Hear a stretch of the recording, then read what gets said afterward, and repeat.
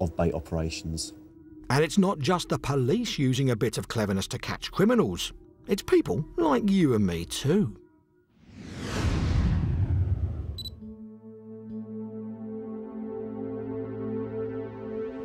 A sleepy village in Suffolk. Population around 600. Crime virtually non-existent. Unless you live just outside on the main road, that is. Paolo and John's home has received so much criminal attention that they could be forgiven for thinking it was listed in some sort of thieves' travel guide. To protect themselves, they've taken some drastic measures and ended up capturing these burglars in the act. This has been an ongoing problem.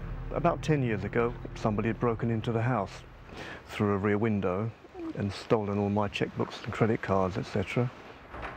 Some years later, when we were on holiday, the garage was broken into and all my garden equipment and machinery was stolen. And then there was Paolo's motor. That went missing while he was inside playing the piano. I was practicing and John said, "Where's your car?" I said, "What do you mean, where's my car? It's parked in the usual place." He said, "No, it's not." So I came out, suddenly my car had vanished. And they came in, they drove their own car in here, they hot-wired my car, drove it off, and then they used it in an armed robbery that same night. And they were armed. If that wasn't enough, in between these events, there was also a steady stream of unsavoury characters attracted to the premises. At various times we've found people in the garage or walking around the back. They just seem to wander in and poke around at will. I felt a bit threatened, I think, so I wasn't very happy. So I decided to do something about it. The least you could do is just sort of take a photograph of them. John and Paolo felt like they needed an extra pair of eyes, so they bought some. Scouring the second-hand surveillance market found them a decent set of cameras. Well, this was quite an interesting project for us because I'm a plumbing and heating engineer myself, and I often deal with electrical things, and Paolo, my partner, he's very good with software and computer systems. We decided to have 3 cameras to begin with.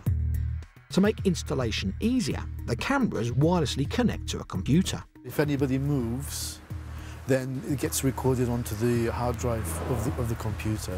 Though nature rarely sits still. You have trees moving in the wind and things like that, so you have to blank. It's blanked, so that movement won't get recorded. But if anyone walks here, it will get recorded. Just a few months after this system is installed, it proves its worth. John and Paolo had popped into town.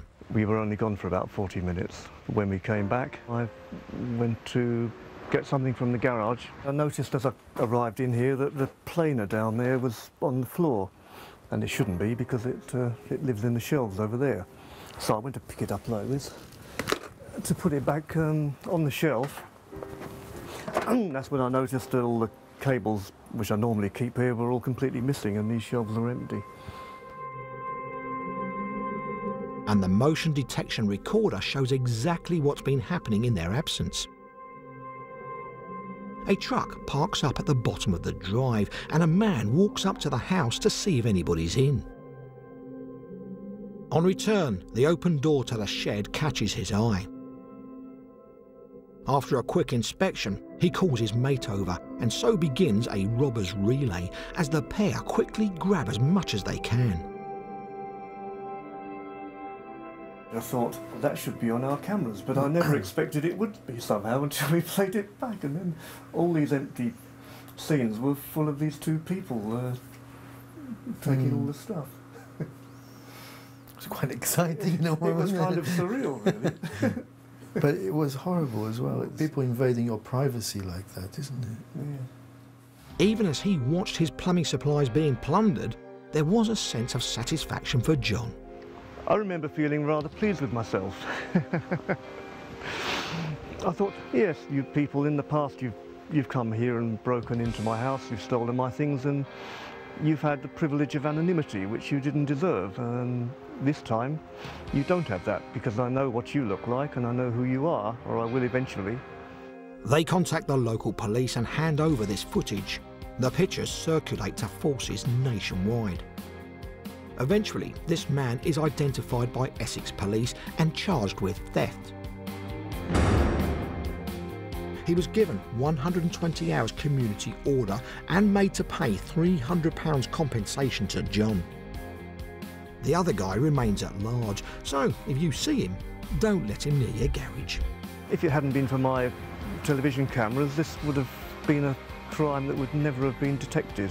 Now that the cameras are in place, I feel much more secure, and I know that if anything happens that I'm not aware of at the time, you know, it will be there on record. And the robbery isn't the only transgression caught on the motion picture cameras. There's a cat that likes my cat, and he comes every night. They meet up. They have a cat party. Caught in the act, eh? Still to come on today's Caught Red-Handed, the battle against